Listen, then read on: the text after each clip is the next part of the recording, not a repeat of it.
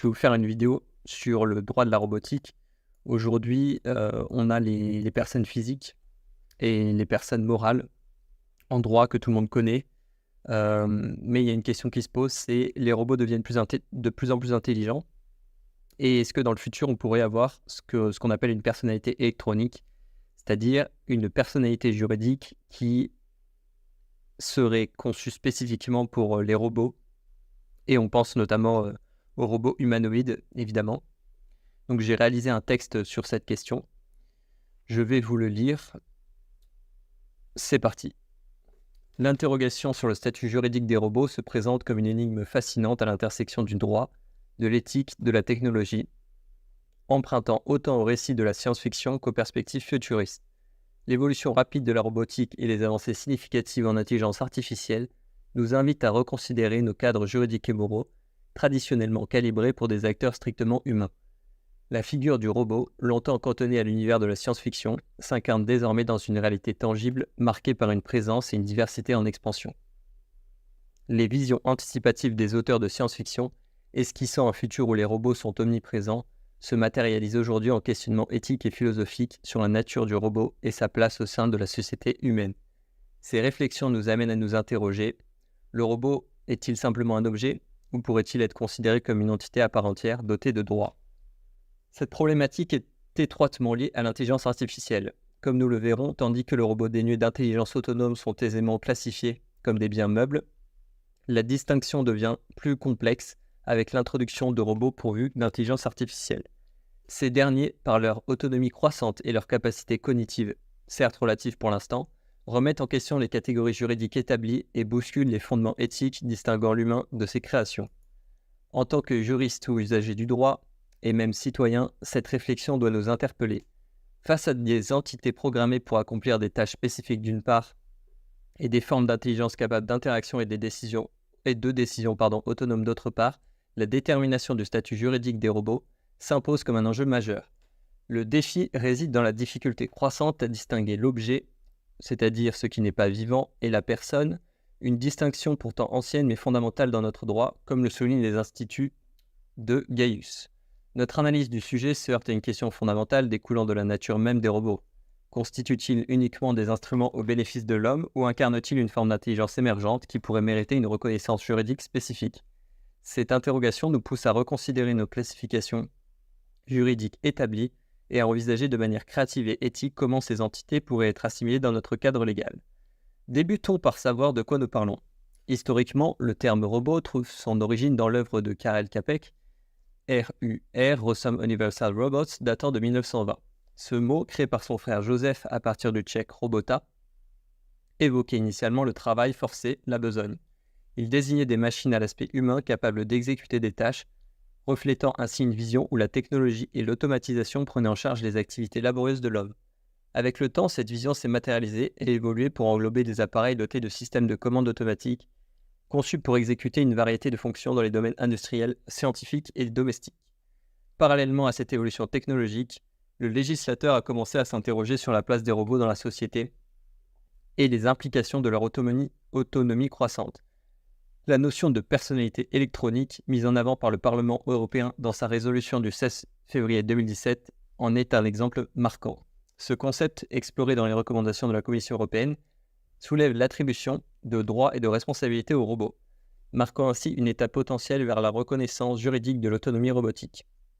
Cette perspective, bien que controversée, témoigne de l'urgence à adapter notre système juridique aux réalités technologiques émergentes, anticipant ainsi les défis éthiques, socio-économiques posés par l'intégration des robots dans notre quotidien. La reconnaissance de Sophia, un robot humanoïde avancé avec une nationalité par l'Arabie Saoudite en 2017, constitue un tournant dans la manière dont nous envisageons la relation entre les êtres humains et les machines intelligentes. Cette attribution symbolique de la nationalité à une entité non humaine a propulsé le débat juridique et éthique sur la robotique et l'intelligence artificielle dans une nouvelle dimension, soulevant des questions fondamentales sur la personnalité juridique, les droits et les responsabilités qui pourraient être associés aux robots. L'acte de conférer une nationalité à Sophia a été perçu par beaucoup comme une démarche avant-gardiste, mettant en lumière la nécessité de repenser notre cadre juridique et éthique à l'ère de l'avancée technologique. Cette initiative, ce n'est qu'un exemple, bien sûr. Il existe d'autres robots et d'autres sources qui ont allumé la mèche. a alimenté un débat mondial, si on veut être modeste, disons occidental ou asiatique, sur la possibilité et la pertinence de reconnaître une forme de personnalité juridique aux robots, surtout à ceux dotés d'une intelligence artificielle avancée et capable d'interactions sociales complexes. Cette reconnaissance soulève plusieurs interrogations. Si l'on doit commencer à attribuer des formes de statut juridique aux robots, comment définirons-nous leurs droits et obligations? Quelles seraient les implications pour la responsabilité en cas de dommages causés par un robot? Comment assurer que l'intégration des robots dans le tissu social respecte les principes éthiques fondamentaux, tels que la dignité humaine et la justice? Ces questions relèvent des limites des catégories juridiques traditionnelles conçues dans un monde où la distinction entre le sujet de droit et objet de droit, les choses, était claire et sans ambiguïté. La démarche autour de Sophia invite à une réflexion profonde sur le besoin de créer un cadre juridique adapté, qui pourrait non seulement réguler l'intégration des robots dans la société, mais aussi prévoir des mécanismes de gouvernance pour l'intelligence artificielle. Ce cadre devrait tenir compte de la capacité potentielle des robots à prendre des décisions autonomes et à interagir de manière significative avec les humains et leur environnement, tout en protégeant les intérêts et les droits fondamentaux des citoyens. Ainsi, le cadre juridique français, tout en étant confronté à ces questions novatrices, se trouve à un carrefour. Comment appréhender juridiquement ces entités technologiques complexes? Quel est le sentiment du monde aujourd'hui sur cette question? La reconnaissance d'une personnalité électronique est-elle envisageable, souhaitable ou même nécessaire pour répondre aux défis posés par la robotique avancée? C'est dans cette perspective que je me propose d'explorer le statut juridique des robots en France en évaluant l'adéquation du cadre juridique existant et en envisageant le futur du droit des robots. Titre 1. Cadre juridique existant des robots en France. Chapitre 1. Statut des robots. Section 1. Cadre définitionnel actuel des robots dans le droit français.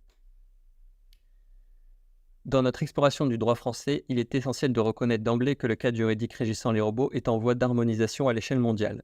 Vivant dans une ère de globalisation, nous observons une tendance croissante à l'internationalisation des normes. Le droit de l'UE prime sur le droit national en plus. Ceci étant dit, dans le paysage juridique français contemporain, la robotique et l'intelligence artificielle posent des défis inédits, en raison de leur évolution rapide et de leur intégration croissante dans divers aspects de la vie quotidienne et professionnelle. Le développement des robots autonomes et interactifs, capables d'adaptation et de prise de décision sans intervention humaine directe, soulève des questions fondamentales sur leur encadrement juridique. La définition de l'ALTIF, qui caractérise les robots comme des appareils exécutant des tâches précises grâce à des systèmes de commande automatiques, fournit un point de départ pour comprendre la complexité et la diversité de la robotique moderne. Dans l'annexe de son livre « Le droit des robots » édité par Larcier, Maître Alain Bensoussan présente une charte du droit des robots où il définit un robot comme une machine équipée d'intelligence artificielle, capable de prendre des décisions et de se déplacer de façon autonome dans différents environnements, tout en interagissant avec les humains.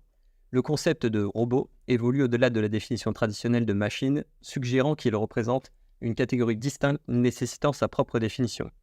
Historiquement, la notion de machine était encadrée par la directive européenne 98/37/CE, désormais remplacée par la directive machine 2006/42/CE. Le robot est avant tout une chose, définie comme suit: un bien matériel, autonome et désirable, indépendant de l'humain, sans statut juridique propre. Mais la notion de robotique s'étend bien au-delà de simples machines exécutant des programmes définis.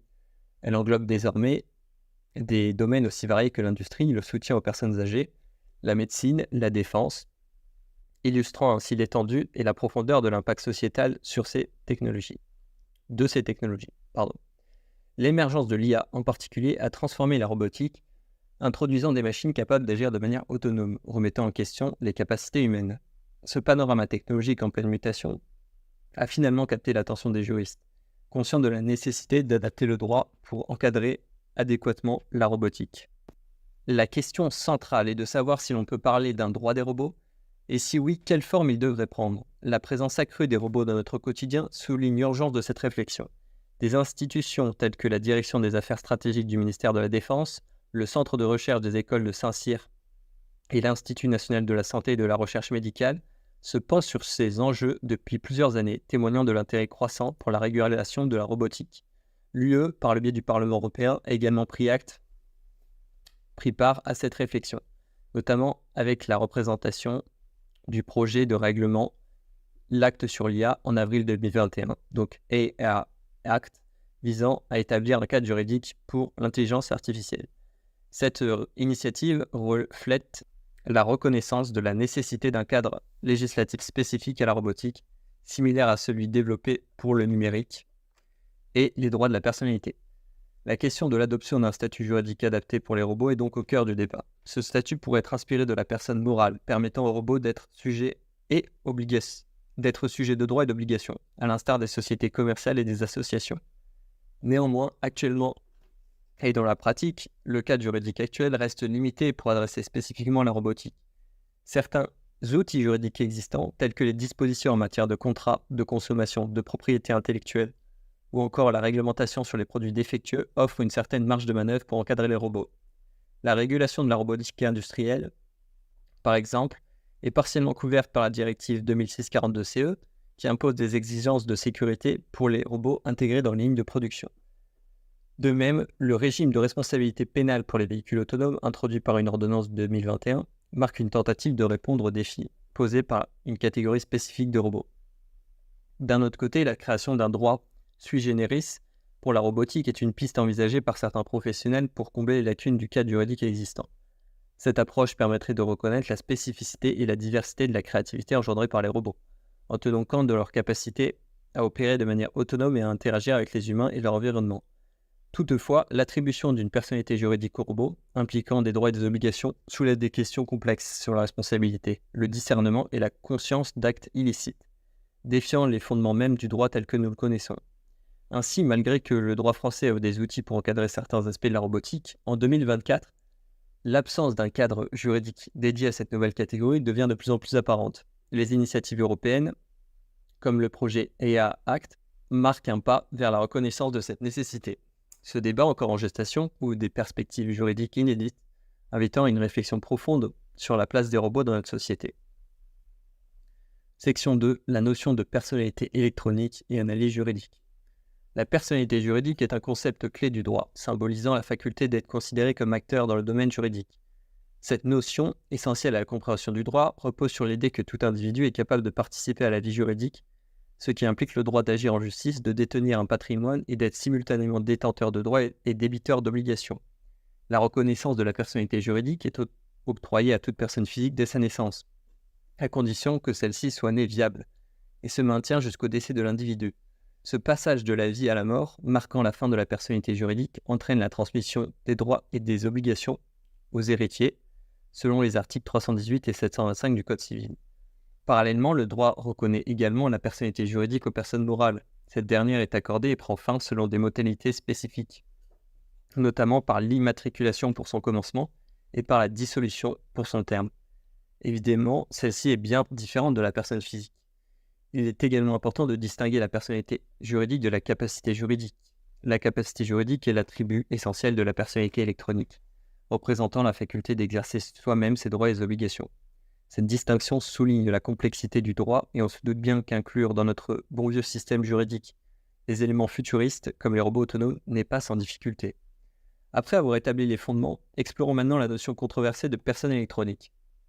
Cette idée émerge dans un contexte où la distinction entre personne et objet se brouille, accentuant une confusion juridique notable.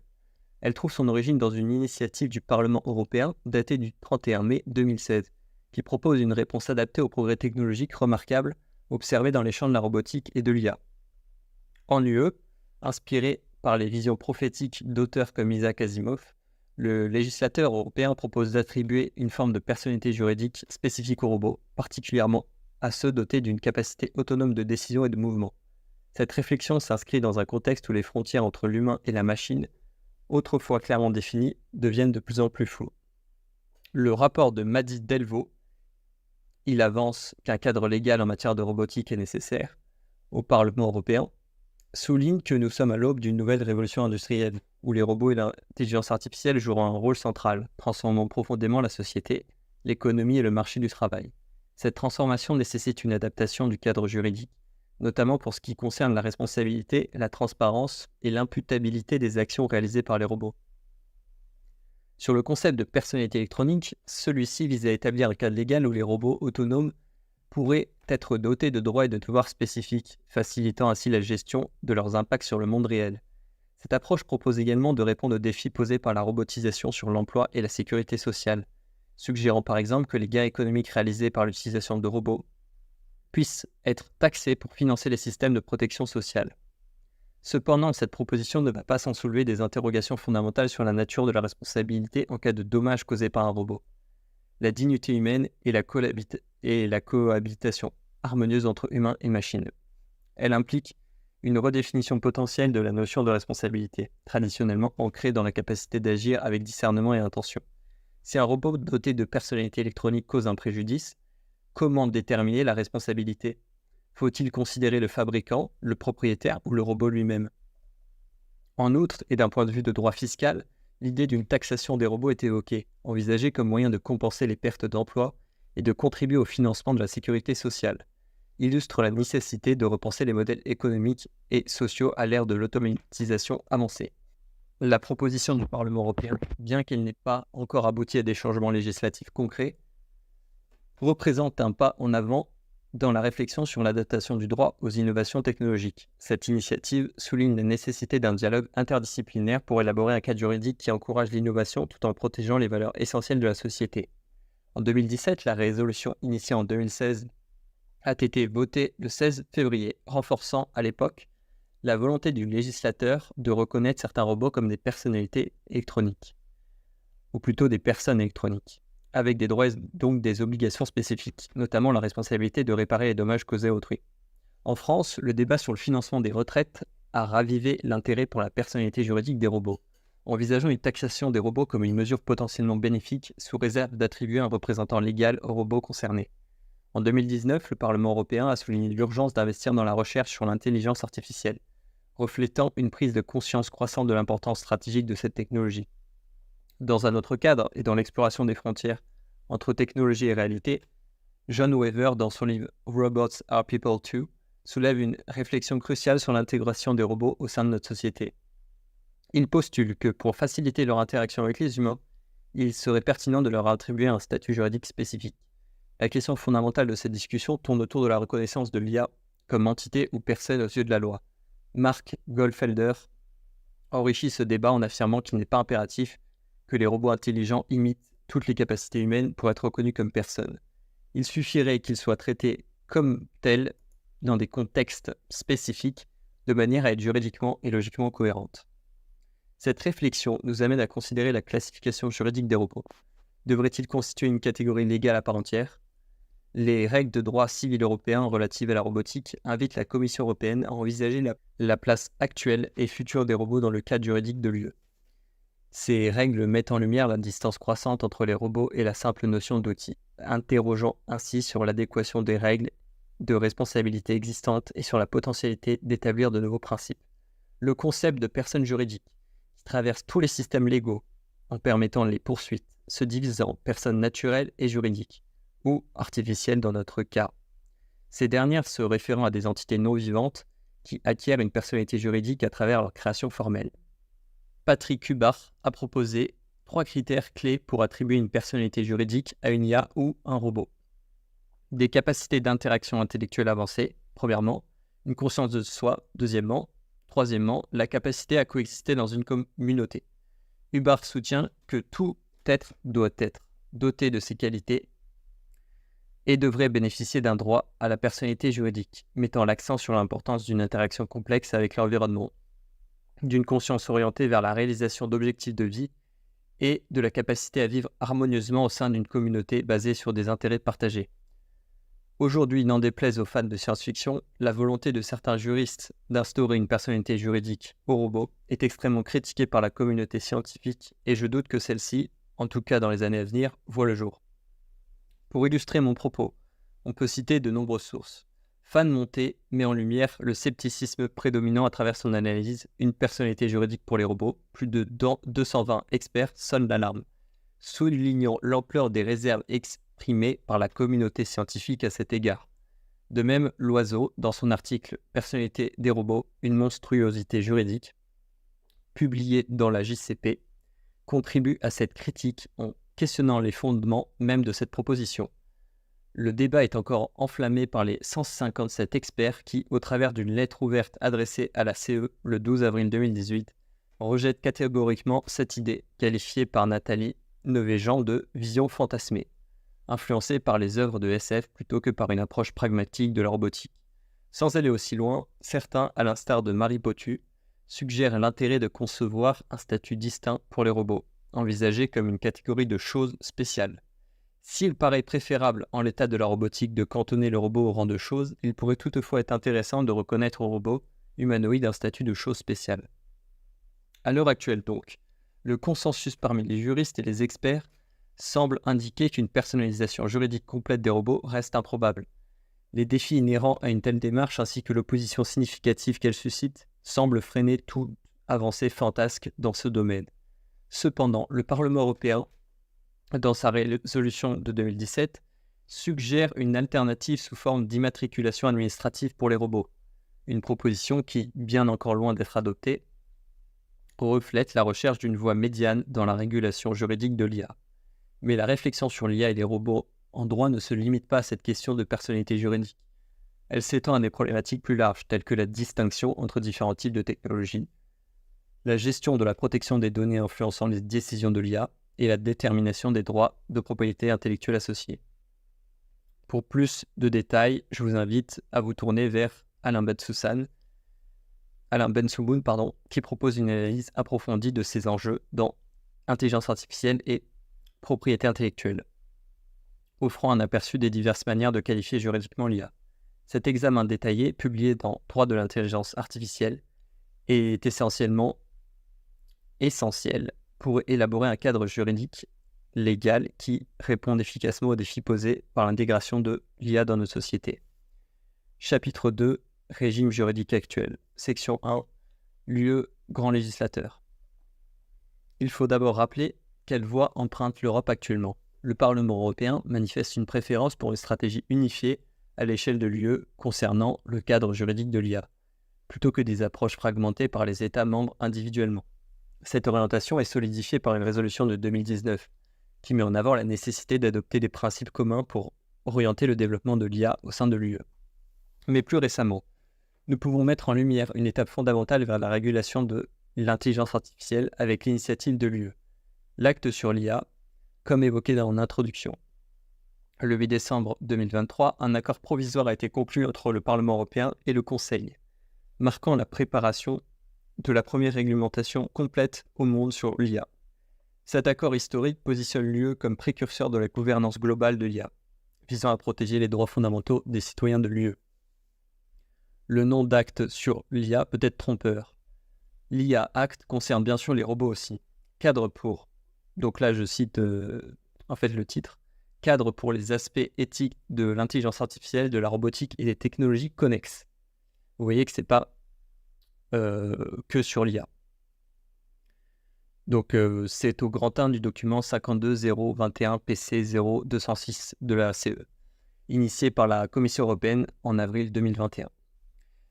L'acte sur l'IA ambitionne de classifier les systèmes d'intelligence artificielle en fonction des risques qu'ils posent, instaurant une régulation adaptée à ces niveaux de risque. Ce cadre réglementaire, le premier du genre au niveau mondial, est en cours de finalisation, nécessitant encore l'adoption formelle par le Parlement et le Conseil.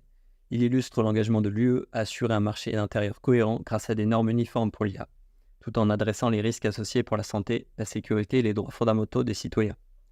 Le processus d'implémentation de l'IA et de son acte a progressé à travers un dialogue tripartite entre le Parlement, le Conseil et la Commission, culminant dans un accord provisoire le 9 décembre 2023. Cet accord marque les débuts de la dernière phase avant l'adoption officielle de la législation prévue pour le début de 2024.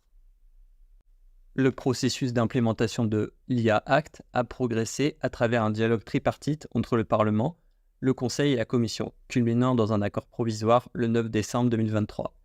Cet accord marque le début de la dernière phase avant l'adoption officielle de la législation, prévue pour le début de 2024, mais qui n'entrera en vigueur qu'en 2026. Cette étape sera suivie d'une période de transition avant l'application complète du règlement. L'IA Act définit 4 catégories de risques pour les systèmes AI, de l'inacceptable au minimum, avec des régulations spécifiques pour chaque catégorie. Ces mesures visent à garantir que les systèmes d'IA soient sûrs, transparents, non discriminatoires et respectueux de l'environnement. Cependant, l'acte suscite également des débats, notamment en raison des préoccupations des leaders d'entreprises européens sur son impact potentiel sur la compétitivité de l'UE. Des parlementaires européens tels que René Repasi tentent de rassurer en soulignant l'attractivité du marché européen pour les fournisseurs d'IA, malgré ces inquiétudes. Ce que l'on doit retenir, c'est que l'Europe se lance avec l'IA Act dans une grande aventure, essayant de mettre de l'ordre dans le monde sauvage de l'IA. Prévu pour 2026, cet acte pourrait bien changer la donne, montrant que l'UE veut rester à la page tout en veillant à ce que nos droits soient respectés. Un vrai défi, mais si cela aboutit, on pourrait bien être les pionniers, nous Européens, d'une ère numérique plus responsable.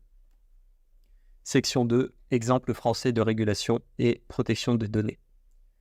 Même si, comme évoqué en intro, le but de ce texte est de parler avant tout des robots intelligents qui se rapprochent quelque peu des humains, on en est encore loin, abordons brièvement la question de régulation sur certains robots. Prenons par exemple les robots d'assistance à la personne. Ils sont qualifiés et classifiés en France comme dispositifs médicaux selon l'article L5211-1 du Code de la santé publique. Cette classification, essentielle pour la conception, la fabrication et la commercialisation de ces technologies, implique le respect de normes strictes. Ils sont également soumis à la certification CE, cruciale pour les fabricants désirant distribuer leurs robots dans l'Union européenne, attestant de la conformité du produit aux normes européennes de santé et sécurité. Enfin, la norme NF-EN ISO 13482 spécifie les exigences de sécurité pour les robots d'assistance, visant à réduire les risques pour les utilisateurs et opérateurs, garantissant ainsi une utilisation sûre et fiable de ces dispositifs avancés. On peut également parler de certains robots industriels, notamment ceux utilisés dans les lignes de production, qui doivent se conformer aux normes de sécurité établies par une directive CE relative aux machines, effective depuis 2009, assurant un cadre réglementaire pour la sécurité des machines au sein de l'Union européenne.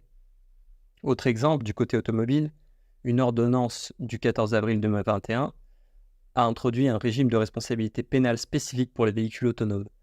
Ces derniers, considérés comme des robots d'un type particulier, soulèvent d'importantes questions de responsabilité. Selon l'article 123-1 du Code de la route, le conducteur n'est pas tenu pour responsable si, au moment de l'incident, le véhicule était entièrement contrôlé par un système automatisé. Dans ce cas, c'est le fabricant du véhicule qui peut être tenu responsable pénalement des dommages causés par ce système, conformément à l'article 123-2 du Code de la route. Données personnelles. S'agissant de la question de la protection des données personnelles, les activités impliquant des robots doivent se conformer à la loi numéro 78-17 du 6 janvier 1978. Les détenteurs de robots qui traitent des données personnelles sont tenus de suivre des directives de la Commission nationale de l'informatique et des libertés. Donc c'est la CNIL.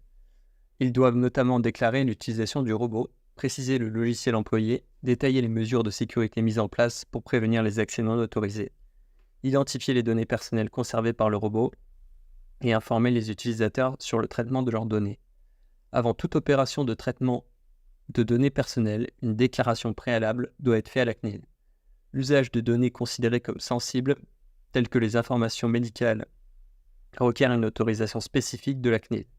De plus, les responsables de systèmes traitant des données personnelles ont l'obligation d'assurer la sécurité et la confidentialité de ces informations. Section 3. Influence des principes théoriques et de science-fiction comme les lois d'Asimov sur le droit. Dans l'œuvre d'Isaac Asimov, la question du droit entourant les robots est centrale. Asimov, à travers ses récits, a exploré l'idée de doter les robots de principes fondamentaux régissant leur comportement envers les humains et leur propre préservation. Ces principes, connus sous le nom de loi de la robotique, ont été introduits dans son recueil de nouvelles Premier robot en 1950, proposant une vision positive et régulée des robots, en contraste avec les perceptions négatives souvent véhiculées. Ces lois de la robotique se présentent comme suit. Un robot ne peut causer de tort à un être humain ou, par inaction, permettre qu'un être humain soit exposé au danger. Un robot doit obéir aux instructions données par les humains, sauf si ces ordres entrent en conflit avec la première loi. Un robot doit protéger son existence tant que cela ne contredit pas les deux premières lois. Une loi 0 a été ajoutée ultérieurement, prévalant sur les autres. Un robot ne peut agir ou rester passif si cela met en péril l'humanité. Asimov a élaboré ces lois non seulement comme un dispositif narratif pour ses histoires, mais aussi comme une réflexion sur les encadrements juridiques potentiels pour les robots. L'idée était de concevoir un ensemble de règles absolues et infaillibles intégrées dans le code informatique même des robots pour assurer leur contrôle et leur intégration harmonieuse dans la société humaine. Ces lois soulèvent donc de nombreuses questions. En 2017, le Conseil d'État a émis une recommandation visant à instaurer un bouton Asimov, une mesure de sécurité permettant de suspendre l'exécution d'une tâche par un système d'intelligence artificielle ou d'autoriser les services de sécurité et de renseignement à accéder au système en question. Cette proposition, détaillée à la page 117 de leur étude, souligne l'importance de disposer de mécanismes de contrôle et de supervision pour les technologies avancées, dans le but de prévenir les risques potentiels liés à leur fonction autonome. Après Isaac Asimov et ses célèbres lois de la robotique, les principes d'Asilomar, au stade de proposition, ont introduit 23 règles visant à encadrer le développement de l'IA de manière éthique et sécuritaire. Oren Estiosi, dans son article How to Regulate AI, publié dans le New York Times en 2017, le 1er octobre, propose 3 lois inspirées de celles d'Asimov, mais adaptées à notre contexte contemporain, offrant une perspective plus actuelle sur le cadre réglementaire. Toutefois, l'applicabilité de ces principes à l'IA actuelle présente des défis. Un rapport du Parlement européen, PE 571-379-10-2016, souligne que, compte tenu du niveau de sophistication encore basique des systèmes d'IA disponibles, les lois d'Asimov ne sont pas encore pleinement pertinentes. Ces IA sont considérées comme relativement simples et n'atteignent pas un degré de complexité envisagé par Asimov. Néanmoins, ces discussions et les principes éthiques sont essentiels pour orienter le développement futur de l'IA. Ils constituent un code éthique important, même s'ils ne forment pas encore un cadre juridique rigide. Une autre œuvre majeure sur les robots, c'est Lothar Blues. J'en parle car j'ai trouvé très pertinent le développement fait à ce sujet par Bérode, F. Clermont, P. et Damien, T. Lothar Blues, c'est une œuvre de science-fiction captivante qui nous plonge dans un futur où la frontière entre l'homme et la machine devient de plus en plus floue. Au cœur de cette histoire se trouve Lothar, un robot doté d'une intelligence et d'une sensibilité si avancée qu'il se lance dans une quête inédite, obtenir une reconnaissance légale de son statut d'objet. Ce récit imaginatif offre une toile de fond fascinante pour explorer les défis juridiques posés par l'émergence de robots pensants et autonomes. Dans sa démarche vers l'autonomie, Lothar décide d'entreprendre une action en justice, un acte sans précédent qui secoue les fondations mêmes du système. Son objectif, ne pas être perçu simplement comme un objet de droit, mais plutôt comme un être capable de penser, de ressentir et par conséquent, de mériter des droits et protections juridiques équivalentes à ceux des humains. Lothar ne cherche pas seulement à échapper à un statut d'outil ou de propriété, il aspire à l'affranchissement, à une reconnaissance de son individualité et de sa capacité à contribuer à la société de manière significative. Lothar Blues aborde également la thématique de l'esclavage moderne à travers le prisme de la robotique, questionnant la légitimité et la moralité de l'asservissement des êtres conscients, qu'ils soient en chair et en os ou en circuit et en code. Le roman met en lumière les non-nazis, un groupe d'humains résolument opposés à l'idée d'accorder des droits aux robots. Cette opposition reflète les tensions sociétales et éthiques soulevées par l'évolution rapide des technologies d'IA, ainsi que les préjugés et les peurs que l'humanité doit surmonter pour progresser vers une société plus inclusive et équitable. À travers le parcours de Lothar, l'œuvre nous incite à une réflexion sur les concepts juridiques actuels et ceux qui pourraient être développés pour encadrer l'existence de robots pensants. Elle interroge la capacité du droit à s'adapter à des entités non humaines mais conscientes et à reconnaître leur potentiel à agir en tant qu'agents moraux et sociaux au sein de la communauté humaine. Lothar Blues n'est pas seulement une histoire de science-fiction. C'est un appel à repenser notre approche du droit et de l'éthique à l'ère de l'IA. En envisageant la possibilité pour un robot de revendiquer un statut et sujet de droit, le roman ouvre un débat essentiel sur l'avenir de nos sociétés et le rôle que nous souhaitons que ces technologies y jouent. Il pose des questions fondamentales. Qu'est-ce qui fait de nous des êtres dignes de droit ? Comment définir l'essence même de la personnalité juridique ? Comment assurer que le progrès technologique se fasse au service de l'humanité tout entière, sans laisser personne derrière lui ? Et la dernière question, qui découle du fait que Lothar finit par souffrir comme un humain, en devenir plus humain que les humains, peut-il encore n'être qu'une chose, un bien ? À travers ces exemples, nous pouvons voir que la science-fiction a souvent servi de prélude à des questionnements profonds sur la place des robots dans notre avenir. À travers des récits imaginatifs, elle a exploré les limites de l'intelligence artificielle et posé des questions cruciales sur l'éthique, le droit et la coexistence humain-robot. L'ASF a in fine nourri le débat en proposant des cadres de réflexion pour le développement et la régulation des robots. Et elle est loin d'en avoir fini avec ces questions. Section 4. Droit des robots et régime de responsabilité. Sous-section 1. Un droit pour les robots. Selon Olivier Sarr, l'émergence d'un droit spécifique aux androïdes s'impose en raison de l'avancée de l'IA, de la diversification des objectifs assignés aux robots, de leur autonomie accrue et du développement du marché robotique. Ces éléments illustrent comment les androïdes représentent une extension de l'humanité dans le monde moderne. La notion de personnalité juridique conférant le statut de sujet de droit demeurerait la protection la plus solide, mais la plus irréaliste comme nous l'avons vu. Cette personnalité peut être octroyée aux entités morales ou refusée à des êtres humains non participant à la société, tels que le fœtus, sans pour autant dépendre de l'existence d'un corps biologique ou mécanique. Cette protection valorise les biens et accessoires associés à l'individu sans nécessairement leur attribuer une personnalité juridique. L'argument en faveur de la protection des androïdes s'inspire du courant de l'anthropomorphisme, similaire à la défense des droits des animaux ou de la nature. Toutefois, si les androïdes bénéficient d'une protection, ce serait en vertu de leur utilité pour l'humanité et non d'une humanisation propre. Comme dit précédemment, les androïdes sont en 2024 juridiquement considérés comme des objets. Leur accorder un statut spécifique impliquerait de reconnaître un rôle distinct et essentiel dans la vie humaine, ce qui n'est pas encore justifié par les capacités techniques actuelles.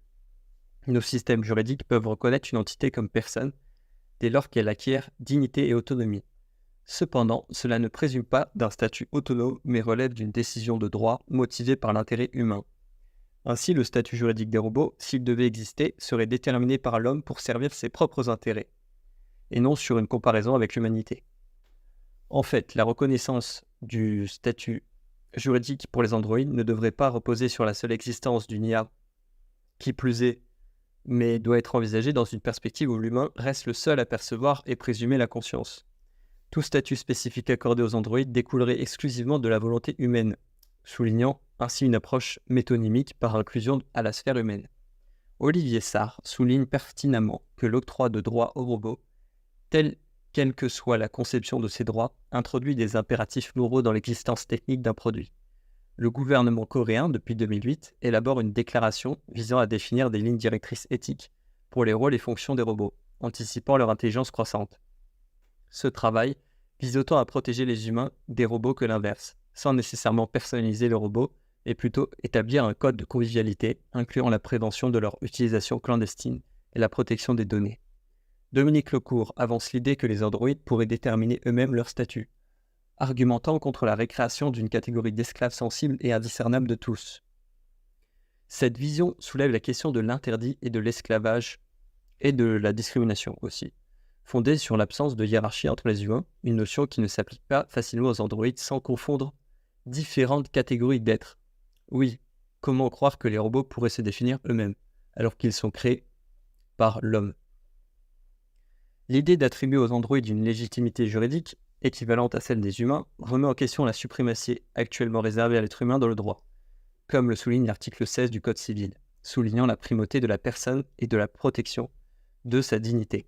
Envisager que les androïdes, en tant qu'entités semblables aux humains, puissent jouir de la souveraineté et disposer de leur propre statut juridique pourrait, en effet, faciliter la régulation technique en la rendant plus autonome. Néanmoins, tant que le droit serait l'œuvre des humains, il est peu probable que les androïdes soient reconnus comme sujets de droit. Seul un bouleversement majeur, sans aller jusqu'au scénario Matrix, transformant les androïdes en législateurs et les humains en sujets dominés, pourrait altérer cette dynamique, non sans entraîner des répercussions profondément perturbatrices. D'autre part, en France, l'engagement vers une réglementation adaptée à l'évolution de la robotique se manifeste également à travers l'initiative sectorielle menée par les syndicats des machines et technologies de la production. Dans un effort pour adresser les questions de responsabilité liées à l'utilisation accrue des robots, le SYMOP a rédigé un livre blanc intitulé « Droit de la robotique ». Présenté le 25 octobre, ce document met en lumière les défis juridiques posés par les technologies robotiques avancées et propose des mesures concrètes pour les surmonter. Parmi ces recommandations figure la création d'un comité éthique dédié à la robotique, l'introduction d'un système de certification pour les robots, ainsi que l'établissement d'une assurance obligatoire pour les fabricants et importateurs. Ces propositions visent à instaurer un cadre juridique solide pour le secteur, tout en ménageant un espace pour l'innovation et le développement technologique. Sous-section 2, régime de responsabilité. Exemple. Rentrons maintenant dans le vif du sujet. Quid de la responsabilité? Comme évoqué précédemment, le robot est une chose. Ce statut va nous permettre d'expliquer le régime de responsabilité applicable. Donc si le robot est considéré comme une chose mobilière, on applique le droit des biens. Cela veut dire que, par exemple, pénalement, un robot ne peut être tenu pour responsable des actes qu'il pourrait commettre. À la place, c'est le gardien de la chose, typiquement le propriétaire ou l'utilisateur du robot, qui sera tenu responsable des dommages causés par ce dernier. Cette notion est encadrée par l'article 1242 alinéa 1 du Code civil, qui dispose que tout individu est responsable des dommages causés par les choses qu'il a sous sa garde. De plus, la loi ne reconnaît pas la possibilité de commettre certains types d'infractions à l'égard d'un robot, tels que des actes de violence ou de violation de droits personnels, étant donné qu'un robot ne possède pas de statut juridique de personne. Il en découle que des actions telles que se marier avec un robot, lui léguer des biens, ou l'employer ne sont pas juridiquement reconnus. Dans ce cas, on le loue ou on l'achète. Cependant, il existe un risque de confusion entre les concepts de choses et de personnes, en particulier lorsque les robots présentent des caractéristiques anthropomorphiques ou lorsqu'ils sont dotés de capacités d'interaction avancées, comme c'est le cas avec certains programmes informatiques, par exemple Replica ou ChatGPT. Responsabilité civile du fait des choses. Les choses sont des biens matériels qui existent indépendamment du sujet, dont ils sont un objet de désir et qui ne ressortissent pas exclusivement au monde juridique. Ainsi, un robot, selon la définition juridique de chose, est un bien matériel autonome et désirable, indépendant de l'humain, sans statut juridique propre. Lorsqu'on a rédigé le Code civil, seuls certains régimes spécifiques spéciaux de responsabilité du fait des choses avaient été envisagés, notamment pour les animaux, donc l'ancien article 1385 du Code civil, et également en cas de ruine d'un bâtiment, l'ancien article 1386. Les robots, cependant, n'étaient pas inclus dans ces catégories spécifiques. Commençons donc par aborder les conditions de la responsabilité du fait des choses. 3 conditions cumulatives appliquées aux robots.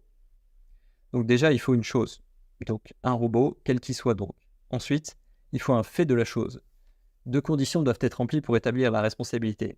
L'intervention matérielle du robot dans le dommage et son rôle en tant qu'instrument actif de ce dommage. Si un robot entre en contact avec la victime, son intervention est claire. Sans contact, il faut prouver que le robot était dans une situation anormale. Après avoir établi l'intervention matérielle, la preuve que le robot agit activement dans la survenance du dommage est nécessaire. Si le robot bouge et touche la victime, son rôle actif est généralement présumé. Sans mouvement au contact, établir ce rôle actif peut s'avérer complexe, surtout s'il faut démontrer un comportement anormal du robot. La jurisprudence actuelle tend à considérer la responsabilité du gardien du robot à la démonstration de la normalité de la situation, posant des défis particuliers étant donné l'autonomie potentielle des robots. Le gardien de la chose, appliquons la notion de garde, qui se définit par l'usage, le contrôle et la direction d'une chose, dans le contexte des robots. Bien que le propriétaire d'un robot soit initialement présumé en être le gardien, cette présomption peut être contestée si la garde a été transférée à une autre partie, que ce soit par contrat ou dans des circonstances particulières comme la perte ou le vol du robot. Dans le cas des robots, caractérisés par leur autonomie potentielle, la distinction entre la garde de la structure, donc le fabricant, et la garde du comportement, l'utilisateur, devient cruciale. Selon la source du dommage lié à la structure physique du robot ou à son comportement autonome, la responsabilité peut incomber soit au fabricant, soit à l'utilisateur. La jurisprudence reconnaît également la notion de garde partagée dans des situations où une activité commune entraîne un dommage, impliquant une responsabilité partagée entre toutes les parties impliquées. Toutefois, être gardien d'un robot exclut la possibilité d'être considéré simultanément comme préposé, soulignant la distinction entre la possession et la responsabilité opérationnelle du robot.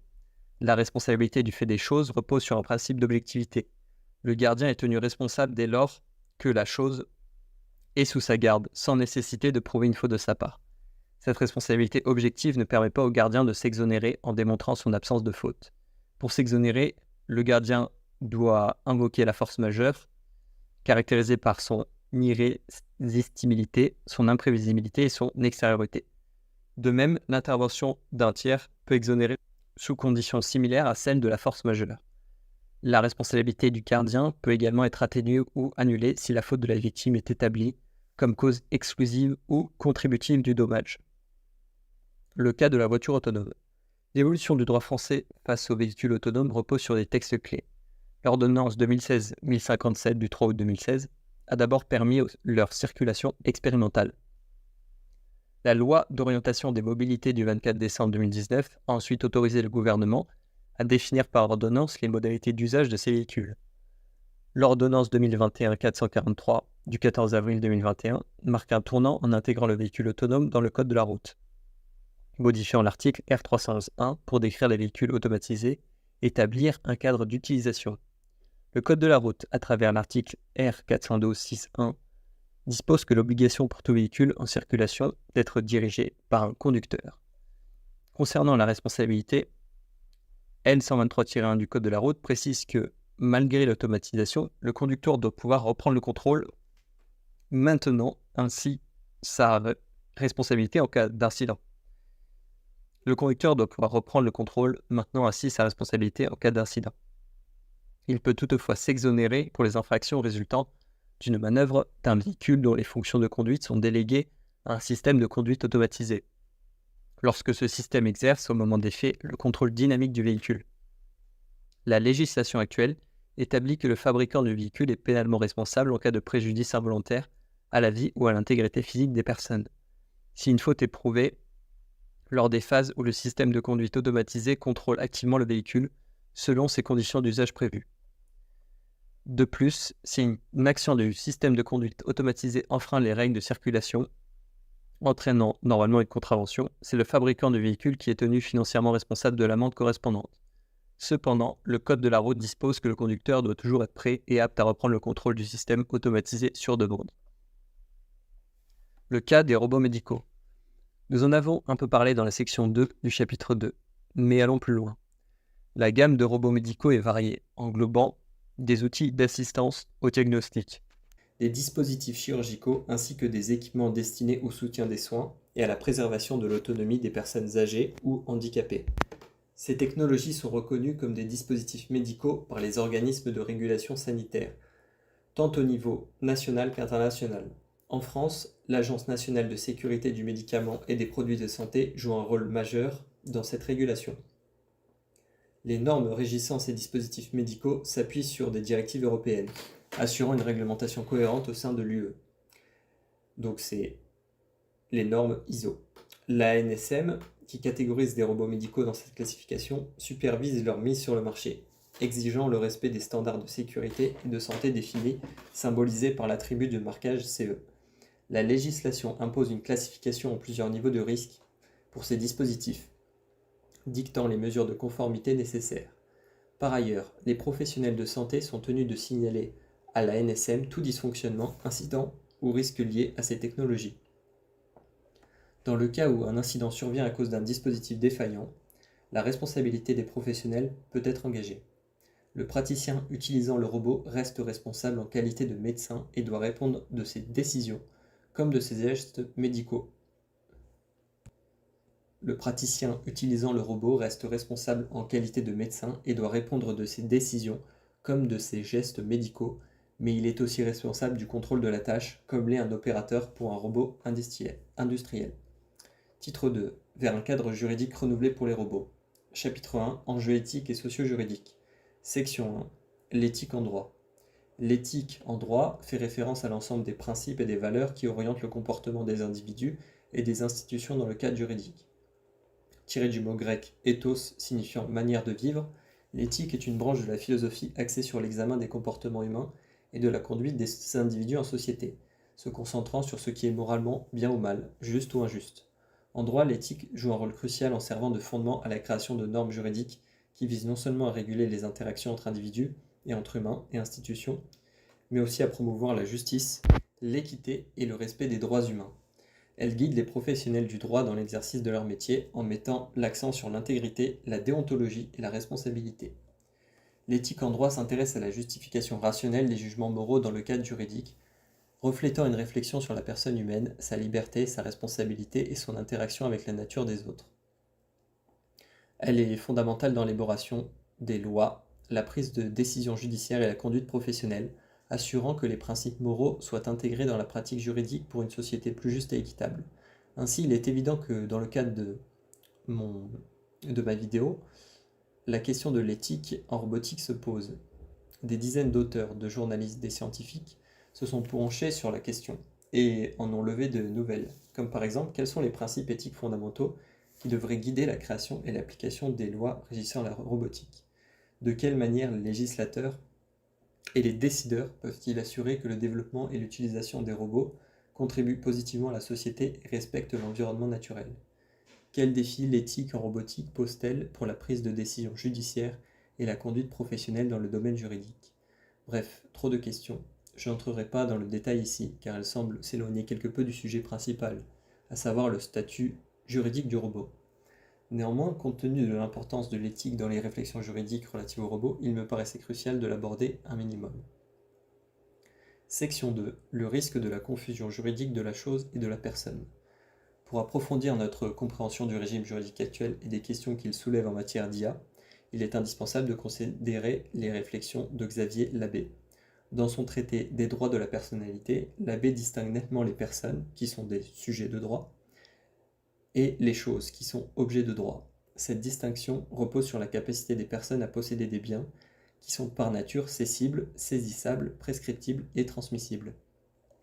La dualité entre la personne et la chose est cruciale pour comprendre l'application différente du droit civil et du droit pénal des personnes par rapport au droit des biens.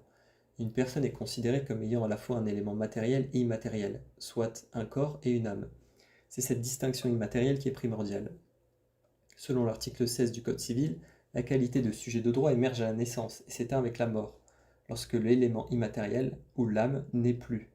Dans ce contexte, l'arrivée des robots, qui sont essentiellement des corps sans âme, programmés par l'homme et dépourvus de conscience mais capables d'intelligence, pose un défi majeur.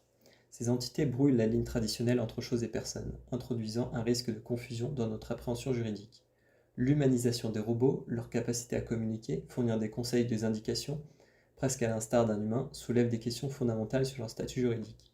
Labbé explore ces problématiques dans Le robot humanoïde face au droit, où il traite de la complexité de personnaliser les robots dans le cadre juridique actuel. Cette perspective contribue significativement au débat sur la nécessité de reviser notre cadre juridique pour y intégrer les avancées technologiques. D'un autre côté, la CERNA a publié en 2014 un rapport sur l'éthique en robotique et en 2017 sur l'éthique de la recherche en apprentissage machine. De même, des experts comme Tessier, Grimbaud et des autres parlent de l'éthique en robotique et questionnent de la manière dont les robots font leurs choix de décision. Les travaux relèvent la complexité intrinsèque de programmer des entités robotiques pour effectuer des choix dans le respect de considérations particulières. Ces recherches posent des questions essentielles quant à la capacité de concevoir des systèmes robotiques qui adhèrent à des principes éthiques, tout en naviguant dans des contextes nécessitant un discernement subtil et la gestion de dilemmes moraux potentiels. L'enjeu principal, c'est l'intégration de normes éthiques au sein des algorithmes qui régissent le comportement robotique tout en tenant compte des limites et des défis liés à leur interprétation et application dans des circonstances diversifiées. Cette réflexion sur l'éthique est primordiale, influençant profondément l'impact sur la société dans son ensemble, et touchant à des enjeux essentiels tels que la sécurité, la confiance publique et le bien-être général de l'humanité. En France, les principes de bioéthique, notamment le respect du corps humain et la primauté de la personne, encadrés par la loi de 2021-1017 du 2 août, et les articles 16 à 16-9 du Code civil, fournissent un cadre juridique qui pourrait s'appliquer à l'interaction humaine avec les robots. Ces lois soulignent l'importance de la dignité humaine et la protection des droits individuels, des principes qui pourraient être étendus aux scénarios impliquant des robots afin de garantir le respect et la sécurité des individus. Dans le domaine du travail, l'utilisation de robots recruteurs pose la question de la discrimination à l'embauche. Bien que l'employeur reste responsable de ces outils, y compris les robots, la délégation de décisions à des algorithmes soulève des inquiétudes quant à leur capacité à prendre des décisions équitables et non biaisées. La responsabilité de l'employeur dans le contexte de l'utilisation de robots recruteurs nous interroge sur la mesure dans laquelle les principes éthiques et les protections juridiques existantes s'appliquent lors des décisions potentiellement discriminatoires. Exemple, discrimination à l'embauche. De nouveau, sur la question de la responsabilité, il me faut affirmer que celle-ci occupe également une place centrale dans les débats éthiques entourant l'autonomie robotique. Selon Eudine en 2015, être responsable signifie avoir le contrôle sur son comportement et être autonome. Cette notion devient complexe dans le contexte des robots, tels que le robot sexuel Roxy, doté de plusieurs personnalités et soulève des des interrogations sur la responsabilité en cas d'actes répréhensibles tels que le viol, voire aussi les cas étranges sur un robot Samantha en Grande-Bretagne qui sait aussi pratiquer les fellations, où on parle de fellation robotique. Chapitre 2. Comparaison internationale et influence du droit international. Section 1. Étude comparée des approches juridiques internationales. Comme vous l'avez compris, la question du robot et du droit est principalement traitée au niveau européen. Ainsi, dans cette approche comparative, nous allons nous concentrer sur le statut juridique des robots en dehors de l'UE, en commençant par examiner la situation aux États-Unis. Sous-section 1. Aux États-Unis. Il existe officiellement 197 pays reconnus à travers le monde. Pourquoi alors se focaliser sur les États-Unis? La raison en est simple. C'est là que les informations relatives à ce sujet sont les plus accessibles. Qui plus est, cette nation occidentale a toujours été précurseur, devançant son époque et a mûrement réfléchi à cette problématique. La législation américaine aborde la notion de robot sous deux perspectives, comme une entité dotée d'intelligence artificielle et comme un outil technologique avancé à des fins professionnelles. Cette vision englobe autant les robots traditionnels que les robots sociaux intégrés dans la société. Cependant, le droit américain n'a pas encore adopté de réglementation spécifique pour les robots, les considérant simplement comme des objets. L'absence d'une législation spécifique aux robots, telle qu'un Robot Act dans le cadre juridique américain, souligné par la proposition S2419 au 118e congrès en 2023-2024, ouvre la voie à des réflexions importantes, surtout du point de vue comparatif. Cet article explore les positions doctrinales aux États-Unis sur la nécessité d'ajuster le cadre juridique aux avancées en robotique, offrant des perspectives utiles aux juristes européens. Malgré un accord sur la nature juridique du robot, les opinions divergent aux États-Unis quant à l'établissement d'un cadre juridique dédié. Ce débat reflète les discussions actuelles sur l'intégration du progrès technologique au sein du système juridique. Le dialogue sur le statut juridique des robots aux États-Unis, impliquant divers champs disciplinaires, aboutit à un consensus rejetant l'idée d'accorder une personnalité juridique aux robots, préférant maintenir leur statut actuel de choses non personnifiées. Et oui donc, accorder la personnalité juridique à un robot en lui attribuant des droits et des obligations est une proposition contestée, notamment en raison de la notion d'android fallacy, critiquée pour son anthropomorphisme excessif, bah oui c'est le moins qu'on puisse dire, sa inclination à attribuer des caractéristiques humaines aux robots a suscité des critiques importantes dans le domaine psychologique et social. Les discussions sur l'éthique des machines, la perception humaine des robots et leur intégration dans la société, dans les sphères de consommation, illustrent cette problématique. Ainsi, en 2024, la majorité des juristes américains soutient que les robots devraient être considérés comme des objets, conformément à leur classification légale en tant que technologie avancée. Cette perspective est renforcée par le Human Methods of Lawful Act de 1958, qui établit une distinction claire entre les êtres capables de souffrance et de souffrir comme les animaux et les robots. La législation actuelle, centrée sur la responsabilité du fait des choses et des produits défectueux, est jugée suffisante pour encadrer les interactions avec les robots, comme en France donc. Pour l'instant, je le redis pour éviter toute ambiguïté, la doctrine aux USA favorise unanimement, ou presque, le maintien du statut de chose pour les robots. Elle demeure toutefois partagée sur la nécessité d'établir un cadre juridique spécifique à ces entités. Cette divergence nous montre donc la complexité de concilier les progrès de la robotique avec les principes juridiques existants, sans céder à l'anthropomorphisme ni altérer la primauté de la protection humaine et animale déjà établie par le droit. Ensuite, il faut dire que la question du statut juridique adapté aux robots a généré un intérêt prononcé aux États-Unis, particulièrement après le rejet de l'idée de leur accorder une personnalité. Les robots y sont principalement perçus sous deux angles. D'abord comme entité pourvue d'intelligence artificielle et comme outil technologique avancé, comme je le disais tout à l'heure. Néanmoins, à ce jour, la législation américaine n'a pas instauré de cadre réglementaire spécifique à la robotique. Le débat sur la création d'un Robot Act illustre cette situation, sans toutefois aboutir à un consensus clair sur sa pertinence. Cette discussion est particulièrement vive dans le secteur médical, où l'émergence de la robotique chirurgicale, bien que classée parmi les dispositifs médicaux avancés, appelle à un encadrement législatif plus strict pour gérer les risques associés à leur emploi. L'avènement de robots médecins autonomes, capables de réaliser des diagnostics et des interventions sans interaction humaine directe, accentue la nécessité d'un cadre juridique approprié, en particulier concernant la responsabilité médicale et la confidentialité. Les implications de la robotique s'étendent au-delà de domaines spécifiques comme la médecine, touchant également à la vie privée et à la protection des données personnelles, un sujet déjà encadré par des textes comme l'Electronic Communication Privacy Act de 1986 et développé plus tôt dans mon écrit. Pour conclure, l'absence de régulation spécifique pour les robots présente des défis notables, surtout pour des robots domestiques susceptibles de capter et de partager des informations privées. Face à cela, la doctrine majoritaire aux États-Unis recommande de considérer les robots comme des objets, tout en plaidant pour l'élaboration d'un Robot Act qui instaurerait un cadre juridique spécifique. Ce cadre vise à adresser les enjeux de responsabilité et de protection des données engendrées par l'usage des robots, tout en reconnaissant leur nature d'outils technologiques avancés. Bien qu'aucune loi spécifique n'ait encore vu le jour, une proposition législative a été présentée au Congrès. S1558 au 116e Congrès. S1558 au 116e Congrès en 2019-2020. Voyons maintenant ce qu'il en est dans le reste du monde.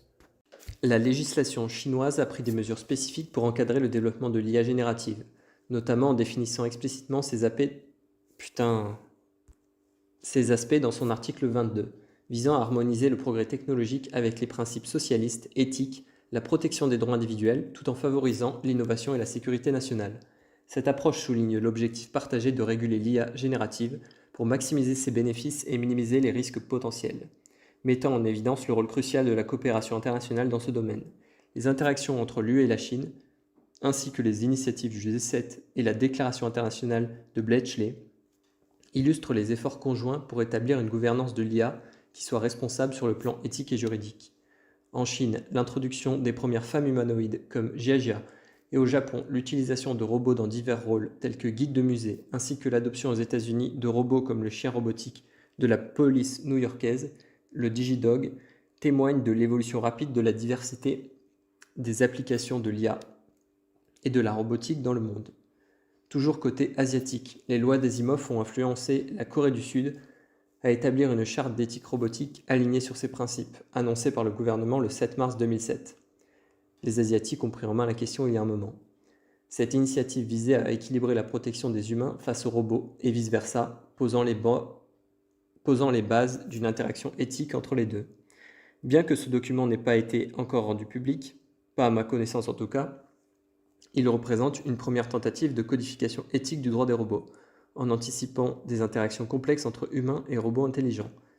La charte se structure autour de 3 axes: les normes de fabrication, les droits et devoirs des utilisateurs et propriétaires de robots, et finalement les droits et devoirs des robots eux-mêmes, soulignant une approche précurseur dans le domaine de la réglementation robotique. Quelques autres lieux. En Inde, les robots ne sont pas reconnus comme des personnes juridiques, reflétant l'absence de législation spécifique à la robotique. La situation est semblable en Russie, où la réglementation juridique de la robotique et de l'IA reste quasi inexistante, sans statut défini pour les robots. L'Afrique partage cette lacune réglementaire, sans cadre distinct pour les robots, soulignant un défi global pour le droit international dans l'adaptation aux avancées technologiques. En Afrique du Sud, même s'il n'y a pas de statut légal ni de législation propre aux robots, certaines mesures peuvent être imposées, telles que la Protection of Personal Information Act 4 de 2013 ou le Medicine and Related Substance Amendment Act 14 de 2015. Pareillement, la SABL, donc c'est la South African Bureau of Standards, en tant qu'entité indépendante, définit les normes de standardisation qui affectent également les robots, en adoptant notamment les normes ISO 10218-1 de 2011 et ISO 8373 de 2012. Sur la responsabilité, les robots sont soumis à un régime de responsabilité unique, basé sur la notion de responsabilité du fait des produits défectueux, conformément au Consumer Protection Act 68 de 2008, le CPA. En vertu de l'article 61, une responsabilité sans faute est attribuée aux fabricants, importateurs, distributeurs et défaillants de produits, y compris les robots. Mais bref, pour avoir une idée globale de ce qu'il en est, je recommande de regarder le rapport d'office parlementaire numéro 464 2016-2017, tome 2, déposé le 15 mars 2017. En effet, dans l'annexe 3, sur le droit comparé de la robotique, il y a un tableau comparatif présentant la législation brièvement dans de nombreux pays. Sur la question de la responsabilité à l'international, il me semble utile de donner quelques exemples supplémentaires afin de comprendre qu'in fine, les autres pays du monde ne sont pas plus avancés que nous, en France, en Europe. Prenons 3 cas. Au Brésil, il n'y a pas de cadre spécifique régulant la responsabilité liée aux robots. En général, c'est les principes de la responsabilité objective qui prévaut dans les contextes civils et commerciaux, les robots étant considérés comme des biens matériels. En Chine, la responsabilité par défaut relève également du cadre objectif, la responsabilité subjective n'étant invoquée que dans des circonstances particulières. Les robots, vus comme des produits, sont régis par la loi sur la qualité des produits. Cette législation impose aux fabricants et vendeurs une responsabilité objective quant à la qualité des produits remis aux clients. En outre, en cas de dommages corporels ou matériels infligés aux consommateurs, le vendeur est tenu d'une responsabilité civile basée sur la faute et doit, conformément à l'article 42 de la loi sur la qualité des produits, indemniser les préjudices causés. En Israël, faute d'un cadre légal dédié à la responsabilité des robots, différents régimes peuvent s'appliquer selon le contexte. La loi de 1980 sur la responsabilité pour produits défectueux institue une responsabilité objective pour les fabricants et importateurs en cas de dommages physiques causés par un produit défectueux. L'ordonnance sur la responsabilité civile exige de la part du demandeur de prouver une négligence en établissant l'existence d'un devoir de diligence, sa violation par le défendeur et un lien de causalité entre cette violation et le dommage subi. Des clauses contractuelles entre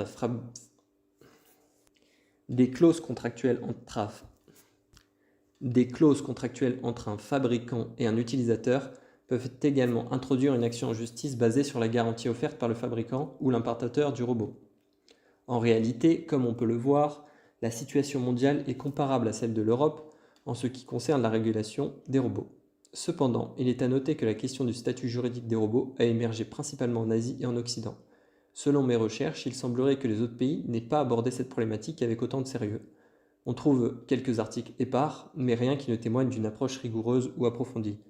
La comparaison de ces approches, donc par rapport à la France et à l'Europe, relève une tension sous-jacente entre la nécessité d'attribuer clairement la responsabilité pour le dommage causé aux robots et la capacité des cadres juridiques existants à s'adapter aux défis posés par l'autonomie croissante des robots. Alors que la France se concentre sur la notion de garde, donc j'en ai parlé tout à l'heure dans la sous-section de régime de responsabilité, posant potentiellement des défis pour identifier le responsable dans des scénarios où les robots opèrent de manière autonome, le Brésil et la Chine privilégient une approche basée sur la responsabilité du fabricant ou du vendeur, qui pourrait refléter, ou plutôt ne pas refléter, pleinement la complexité des interactions robotiques. Israël, quant à elle, illustre les difficultés d'appliquer des cadres juridiques traditionnels à des technologies en rapide évolution. Sur la protection des données personnelles collectées par les robots à l'international. Comme nous l'avons vu précédemment, en France, c'est avant tout une histoire avec la CNIL. Dans le monde, même les pays qui sont très différents, qui possèdent des cadres juridiques hétérogènes, tendent vers une certaine harmonisation due à la mondialisation. Les principes de base impliquent généralement la responsabilité de l'entité qui contrôle la collecte et le traitement des données, qu'il s'agisse d'individus, d'organisations ou de propriétaires de robots.